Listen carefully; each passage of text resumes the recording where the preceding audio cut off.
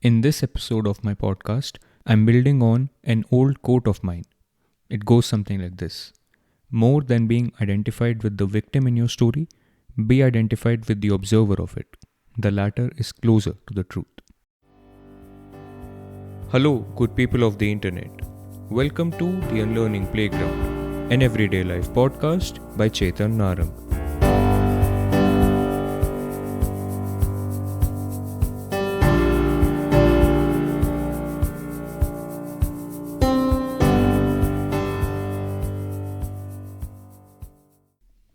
If you've been around for a good few number of years on this earth, I think you would agree with me when I say that we're all in situations sometimes when we are actually victims. I mean, we could be victims of situations life throws at us out of the blue, victims of someone else's actions or thoughts or even words for that matter, victims of our own actions or thoughts or words at times, or victims of the sine curve that is life. We all get ups and downs, right?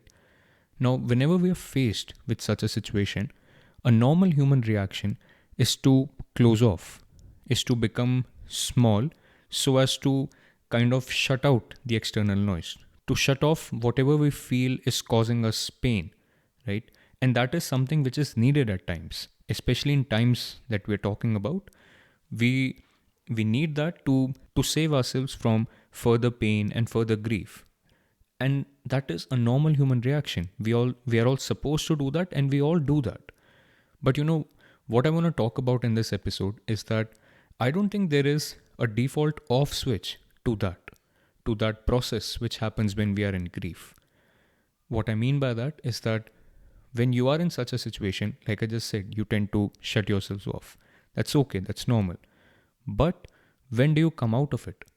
And if you don't think about it, it might so happen with you that you end up becoming so attached with everything that surrounds that victim identity that you built, that you acquired during that situation, that you carry it with you maybe your whole life.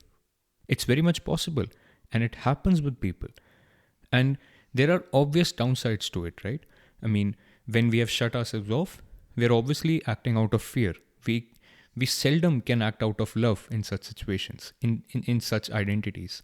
We are always acting out of fear because by definition, we have shut ourselves off because we are fearful of what might happen if we open up. So, this identity prevents us from being the best we could be, of course, right?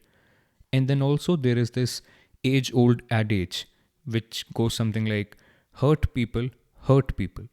That's true, you know. If you carry the weight of your grief, of your hurt, of your victimhood with you, you are more likely to actually inflict that or something else, something similar on some other person. In fact, for a lot of people, one big reason for them to be in strained relationships is actually that they themselves are not healed, let alone the other person in the relationship being healed. We cannot always choose people we are in relationships with. I mean, there is of course choice when it comes to choosing your own partner. I hope so.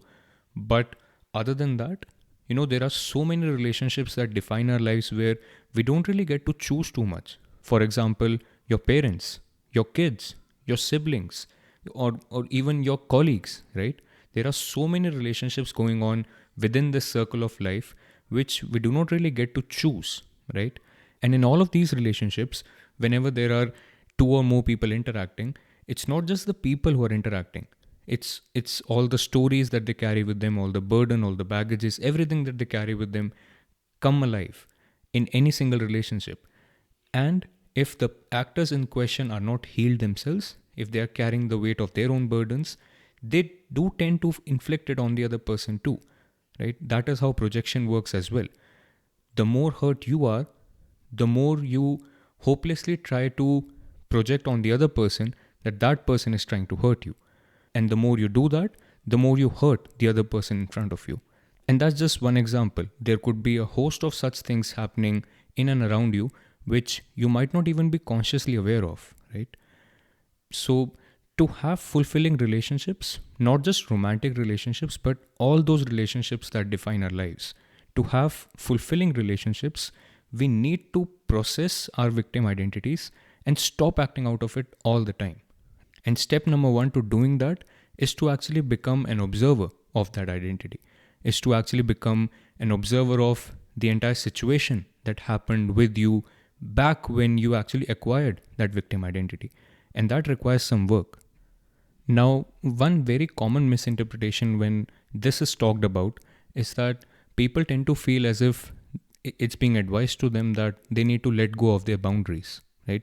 And in fact, they tend to extrapolate it to as if it's being told to them that they have to let go of all of their boundaries. Of course, that's not true. Boundaries are needed. We need to keep a hold of our discernment, right? And boundaries help us in doing that. Very recently I read this really beautiful quote on Instagram.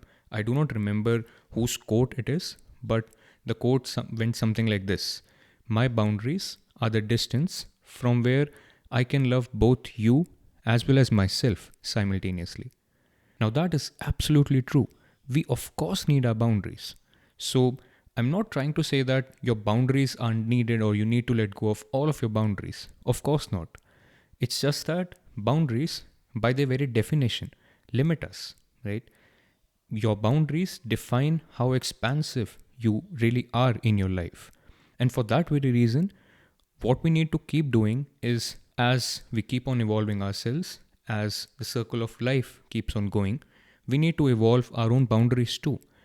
We need to let go of and we need to unlearn all those boundaries that are no longer even valid, or at least no longer are serving us any purpose.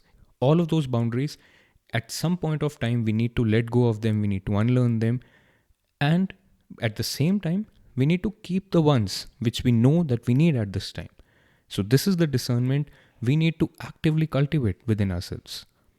And again, the first step to actually doing that is to observe the boundaries you're acting out of at this moment.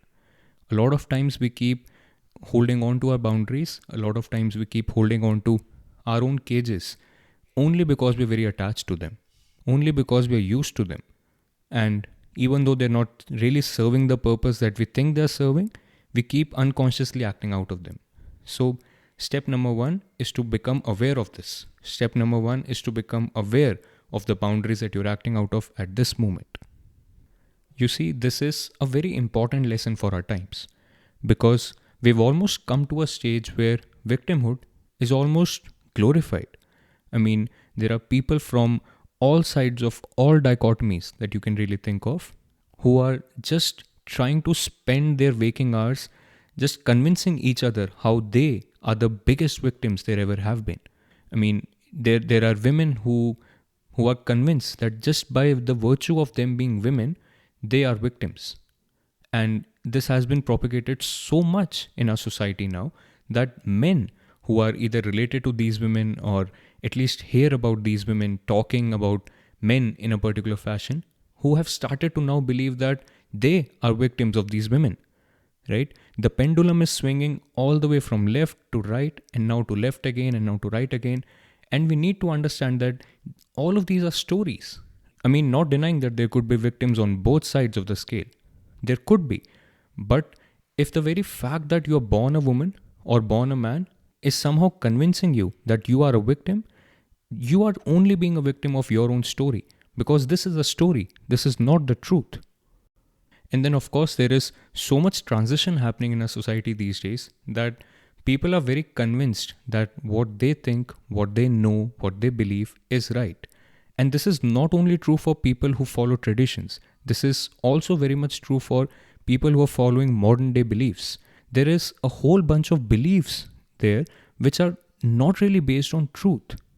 But we modern day humans follow them as if nothing can really dispute them. And that is also a problem. As soon as you find someone who disputes them, as soon as you find someone who can point out that this particular thing is wrong, you have the escape of labeling that person a bigot or a transphobe or a misogynist or whatever. And at that very instant, you can claim victimhood. And suddenly you have a way out of that situation without having really just gone into the depths of what was actually true, what was actually being said on the other side. with the tools that we have at our disposal, as soon as you feel something, as soon as you believe something, you can go on the internet and find at least 1,000 other people who feel and believe the same things. And before you know, these thoughts and beliefs have transitioned into truths in your minds. And if someone violates your truths, of course you have the escape of claiming victimhood. Very clearly, it is our entire society that is rigged with this virus of victimhood at this time. And step one to solving that is to actually become aware of it, is to actually become aware of the movement of this entire thing in your own minds. Unlearn this attachment to your own victim identity and then help others do the same. This reminds me of that very beautiful old Chinese proverb. I'm just going to end the episode by saying that he who blames others has a long way to go in his journey. He who blames himself is halfway there, and he who blames no one has arrived. So the only question for you is, when are you gonna arrive? Now that is a game worth playing. Having said all of that, I would like to add in closing that helping people process and resolve their victim identities is actually one big part of the work I actually do with people who take up sessions with me. If you're interested in knowing more about this side of my work, head on to my website www.chetannarang.org and check out the work with me or the talk to me section there. You would find all the relevant details and also testimonials from my previous clients and or students there. I'll add the links to the show notes below. And now, I thank you for staying with me till here.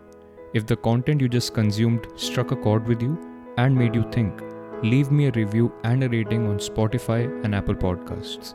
And of course, share it with more of your community. These 5 seconds of yours go a long way in helping me reach out to more and more people with time. And like always, I'll see you in the next episode. Remember that new podcast episodes come out every other Friday, so make sure you catch up on your backlog of previous episodes till the next one drops. Until next time, peace out.